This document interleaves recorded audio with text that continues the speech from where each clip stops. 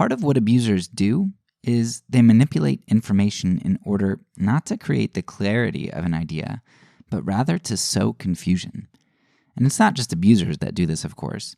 You can look at the popular political discussions in the United States and recognize that social media bots, news flooding, and a cacophony of always screaming voices creates an environment where there is usually more confusion than there is clarity. Yet, I would argue that that's by design oftentimes. Creating a highly charged emotional environment and overloading the system with multiple angles of information, it creates confusion. When the abuser says that he loves you one minute and brings you flowers, while the next minute he's calling you a stupid bitch who can't do anything right, how do you process those two seemingly incompatible things? Do you hang on to the I love you and the act of service, or do you hang on to the derogatory names and threats? Is it even possible to blend those two together? Which person is the abuser, the lover or the abuser? When you confront the abuse and he points to all the nice things that he said and done, and you're just focusing on the abuse or what you call abuse, are you just being overly critical? Do you fail to acknowledge the good that he does? Hey, you know what? Maybe you are kind of a bitch, right? Maybe he was right about you after all.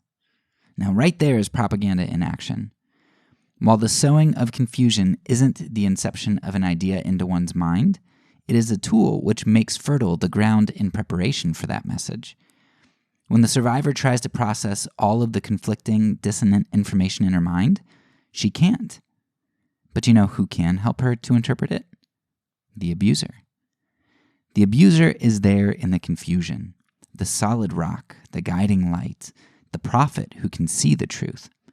He can help the survivor to see that she's emotional, that she's really hard on him, and that she's ungrateful for all that he does.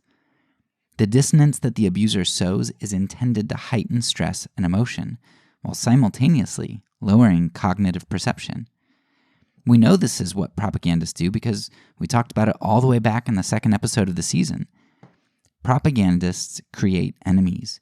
They thrive on fear. When you have an enemy and you are living in fear, you're going to look for a solution, for a savior. The thing is, when it comes to domestic abuse, the abuser makes the survivor her own enemy.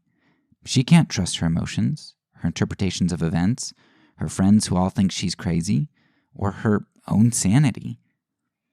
If she can't trust those things, who then can she trust? Only the propagandist. Only the abuser.